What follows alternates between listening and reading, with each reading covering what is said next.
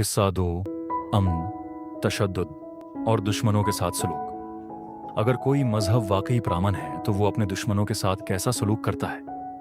अल्फाज अहम हैं लेकिन अमल ज़्यादा अहमियत रखते हैं।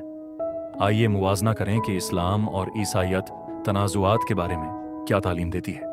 कुरान में ऐसी आयात हैं जो लड़ाई की इजाज़त देती हैं।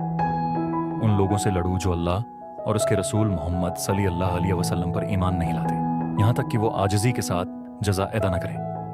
कुरान 9:29। और जहाँ भी तुम उनको पकड़ो कत्ल करो। कुरान 2191। इस्लामी स्कॉलर्स उन आयात की तारीख़ी और कानूनी तनाज़ुर में वजाहत करते हैं। उसके बावजूद हकीकत अमन है जिसमें अम्त या इस्लाम के घर के दिफा या तौसिया के लिए ताकत और तशद्दुद शामिल है।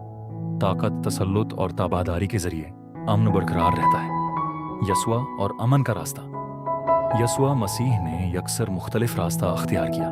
तुमने सुना है कि कहा गया था कि आंख के बदले आंख, लेकिन मैं तुमसे कहता हूं कि अपने दुश्मनों से मोहब्बत करो और उनके लिए दुआ करो जो तुम्हें सताते हैं।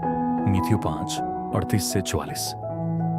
जब पुतरस ने यसवा के दिफा के लिए तलवार का इस्तेमाल किया तो यसवा ने कहा, अपनी तलवार को उसकी जगह पर रख दो, क्योंकि जो भी तलवार उठाते हैं वो तलवार से हलाक हो जाएंगे। मत्ती 26:52। यसुआ ने ताकत से फतह नहीं की, उसने अपनी कुर्बानी से फतह हासिल की।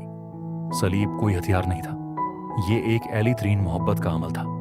एक मॉडल ताकत और कंट्रोल के जरिए अमन फैलाता है, दूसरा खुद को देने और हकीकी मोहब्बत के जरिए अमन फैलाता है।